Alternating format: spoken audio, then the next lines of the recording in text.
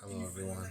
Um, I'm just here to talk about more of a journal entry. So, I thought about a way to make videos, and eventually, soon, you will see my fiance will become part of some of my videos. We'll talk about how we met, how we've gotten together, how we became, engaged to be married. Which, by the way, we are getting married, me and Cindy Duncan, September 3rd, 2022 in St. Ansgar, Iowa. So, things have went for a good turn in my life. So I do want this to be known as more of like a journal entry, my life journal entry. Um, as I've mentioned in all my previous videos, this is kind of a new thing to me, so bear with me. I might go here, I might go there, I might go to the past, the present, or thoughts of the future.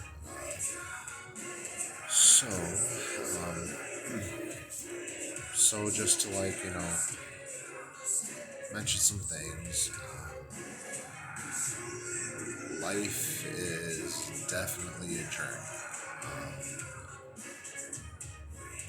I've been through a lot of scenarios in my life, a lot of stories, and all of them are true.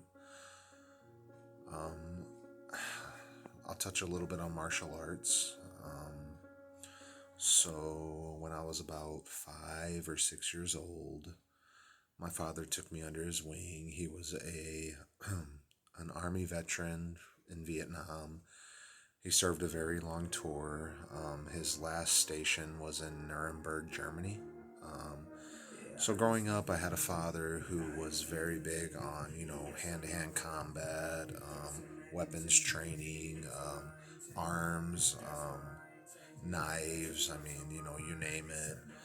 So when I was about 5 or 6 years old, we grew up in kind of a rough neighborhood, Evansville, Indiana, in the early 90s, mid 90s. If I remember correctly, Evansville, Indiana at that time was in the top 10 murder capital of the world. And, growing up in those times, it was normal for kids of my age, 5, 6, 7 year olds, 8 year olds, 9 year olds, all the way up to like 12 years old. It was normal for kids to be left alone at home by their parents and able to just kind of care for themselves, so to speak. Um, so dealing with a lot of that, growing up in a rough neighborhood in Evansville, Indiana at the time, and like I had previously spoken, we were at that moment in the top 10 of the murder capitals of the world, so like gangs, violence, things like that. So in that time, it was a thing where I started to realize like I need to learn how to defend myself. So when I was 5, 6 years old, I went to my father and asked him to teach me how to fight, how to protect myself, how to protect my loved ones. And so my very first trainer ever was my father. He started me off in hand-to-hand combat and the things that he learned in Vietnam, out with serving for the army.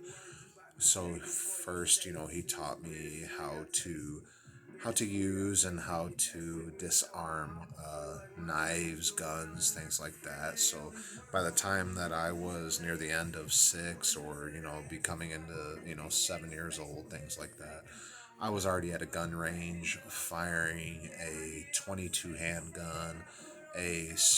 My father used to fire a Smith and Wesson 45, and I'm not gonna lie, I was only 6, 7 years old, so I was terrified to hold on to the Smith and Wesson 45. As if you know weapons, you would understand. I mean, it probably would have knocked me most definitely off my feet.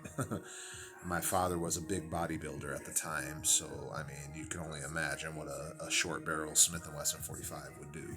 Um, but I started with a 22 handgun, a Tech 22, as fast as you can pull the trigger, and a 38 special. things like that, the smaller guns that a child would possibly be able to handle. I learned how to fire those, I learned how to aim them, I learned how to hold them, reload them, load them, clean them, things like that. It was an active thing that me and my father used to do together. And then he took me into hand-to-hand combat after that. Years or months or weeks have passed, and he started training me on how to fight with my hands. And then eventually he bought the Tao Ji Kundo that was wrote by Bruce Lee, which, if you don't know, it's a form of kung fu. It is a form of a martial arts from, back in the day. So at the time, that was a thing, Jeet Kune Do. So that was where I started when it comes to hand-to-hand combat. I learned how to close upon impact. I learned the 1 inch punch. I learned how to strike without being stricken. I've learned how to move, footwork, things like that. My father started teaching me that from a very young age. And as I spoke before, he taught me how to use firearms, how to use blades. And then eventually we got into nunchucks, we got into Bushido blades, samurai swords, katana blades, things like that.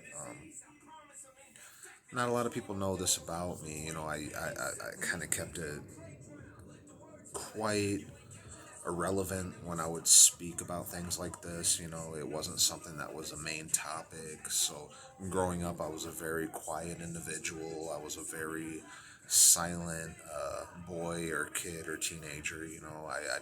I didn't talk much, so not a lot of people knew this about me, but that was my life. When me and my father spent time together, it was martial arts, it was weapons training, it was weightlifting, it was, cardio, it was just the aspect of like a ninja lifestyle. So I remember my very first Halloween when I was a child. I dressed up as a ninja. Like I wanted to always be a ninja. you know, we'll start there. Growing up in a rough neighborhood, that's where my martial arts journey began, and dealing with bullying back in the early 90s, mid 90s, late 90s, and early 2000s. I dealt with a lot of bullying myself. People who may know me might not think that much, but I did deal with that. When it got to a point where I was too small to defend myself, those were the moments where I dealt with the physical bullying. And then when it got to a point where I was able to physically defend myself, it became mental, it became emotional bullying. So, and now I'm here today. I'm 35 years old. I was born June 27th, 1986. So, I am an emotional cancer. But that aside, I got into mixed martial arts, like I've mentioned in previous videos that you may or may have not watched already. I got into mixed martial arts, or what is better known as MMA or cage fighting. I got into that when I was about 19 years old, and I've been doing that ever since. About 3, 4 years ago, I started taking jujitsu seriously. So, and when I got into mixed martial arts when I was 19 years old, I dabbled in a little bit of everything. I did Muay Thai kickboxing, I did boxing, I did judo, I did a little bit of jiu-jitsu, I did a little bit of catch wrestling, a little bit of wrestling, a little bit of, sambo, a little bit of everything, karate, taekwondo, I mean, the list goes on. When I first got into mixed martial arts, MMA, I dabbled in a lot of it.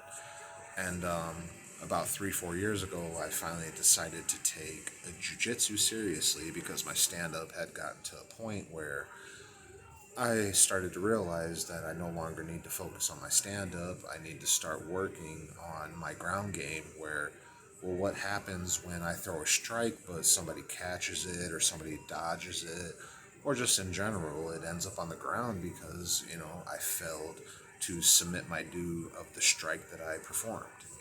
So I started to realize 3, 4 years ago it's time to take jiu-jitsu seriously. So then I started taking that seriously. Not that I hadn't been already taking that seriously, training in mixed martial arts, MMA. I mean, it's a mixture of everything. So you're always going to take every art that is mixed together quite seriously. Um, However, the moment that I decided to throw the gi on and get down and dirty on the ground and become a shark, it took me about 2 years. I've always been a white belt since the moment that I was 19 years old and I got into mixed martial arts MMA. I was a white belt, and it had been about 15 years of training off and on, moving around from state to state, from city to city, and it got to a point 3, 4 years ago that I realized, it's time to buckle down. It's time to buckle down on the ground. Because what happens if I fight a D1 wrestler? What happens if I fight a D2 wrestler, a D3 wrestler? Because wrestlers are no joke. If you know wrestling, it's not a joke. So, and I'm not a wrestler, so I tried to look for that kryptonite, and the kryptonite is jiu-jitsu when it comes to wrestling. So I dabbled in that. 3 years ago, I took it very seriously. And last year, September 29th, 2021, I got promoted to blue belt in jiu-jitsu under Guerrilla Jiu-Jitsu, which the founder of Guerrilla Jiu-Jitsu is Dave Camarillo, Sensei Dave. He has trained numerous UFC champions, numerous ADCC champions, numerous BJJ champions. You name it, he's trained it. He's even been in movies. I believe I've mentioned this in previous videos of mine, but like that's the art form that I've became a blue belt in. Training out of Tsunami Flow Jiu Jitsu out of Mason City, Iowa, under black belt Professor Benjamin Dwyer. We have affiliates, M Theory Martial Arts out in St. Louis Park, Minnesota, under Professor Ishmael Bentley, and also under Black Arrow out of Brainerd, Minnesota, under Professor Jared. Also, I believe he just recently got promoted to third or fourth degree black belt under Guerrilla Jiu Jitsu. So, like, it is a very established jiu-jitsu foundation of how to break arms, hunt arms, how to break shoulders, how to choke somebody unconscious, how to break ankles. The whole art, that beautiful art of jiu-jitsu is there in that establishment. So, I've been around the world. Not all around the world, but, I've been around enough in the MMA, the jiu-jitsu, the boxing, the kickboxing, the Muay Thai boxing. All of it, you name it. I've trained at some of the best gyms in the North, or Midwest, whatever you want to call it, Minnesota, Iowa, Florida. We talk about Florida, that's obviously not the North or Midwest, but I've trained in quite many spots since I became 19 years old. So I have anywhere around 26, 27 years of martial arts experience that has made me the man that I am today. I've earned and won a gold medal at my very first jiu-jitsu tournament. I It was no-gi, so I earned a gold medal, which I've mentioned in previous videos. And that same day, I had multiple matches. We went into gi, and I earned the fastest submission in my bracket with a 45-second armbar finish from pulling guard to armbar. And then, I went into my, next match, and I was exhausted. No excuse to, my opponent that beat me that day, but I lost. And then I went into my next match, and I lost again by points. And so when it came to gi that day, I earned and walked away with a bronze medal. So my first ever jiu-jitsu competition, I walked away with a gold medal in no gi, and then I walked away with a bronze medal in gi. So I went against multiple opponents. If you know jiu-jitsu tournaments, you know that that is a fact. My second jiu-jitsu tournament, I went in. I walked away with a silver medal in no-gi, and then again a bronze medal in gi. So and I plan to compete more as my journey furthers. But life, right? This here is like a supposed to be like a journal entry for me. So I just want to mention a few thank yous. Like my mentors in life were my mental health counselors, my mental health therapists, my friends, some of my family, the woman that I plan on marrying, Cindy Duncombe. She's a big motivator for me. I mean, she was at every one of my jiu-jitsu competitions, and she is definitely one of the main reasons that I earned the medals that I earned. I didn't believe in myself at any of these competitions, so the fact that I even medaled was huge for me because I didn't think that I would even make it to that. So, but she motivated me. So thank you to everyone who believed in me. Um, you know, I I lived a rough life, and I'm not going to say that I lived the roughest life because I know that there are many out there in other countries, third world countries, or just people even in this country, in the United States of America, that have lived it worse than me. But this is my life, and this is what I'm documenting in this journal to you. So all I want to say is, there are things in life that try to put you down, and all I've ever known is to fight against that. And there are things in life that they try to take credit for the things that you are. And I tell you what, don't allow that. You know what I mean? Like, when you build yourself, you are building yourself, your foundation of your life, the building of your family, the things that you are seeding to grow, like, and like, you will have influences. However, you need to understand that when the work has to be done, you have to do the work, nobody else. So, I mean, and I'm going to make another video here shortly, but I just want to say, mental illness is not a death certificate. You know, I have been diagnosed with every mental illness in the DSM manual, and they have told me that I cannot dig myself out of the hole that I've put myself in with mental illness. They've just told me that I can learn how to manage it, right? No, I disagree with that. Fight. Fight to build your life. And that's where I'm at right now. I have fought so hard. I've been homeless. I've been in psych ward after psych ward. I've been arrested for just, breaking down and just and being angry that nobody is listening to me, trying to hear the truth from me. I have been fed up. I have been hospitalized, arrested, how you say, outcasted. Family has put me down, has thrown me out, has shut me down, and drugs in those moments had nothing to do with it. I have dabbled in drugs when I was in high school as a youth. I mean, who hasn't? If you've lived a life, then you've dabbled in drugs when you were in high school or college or whatever it was.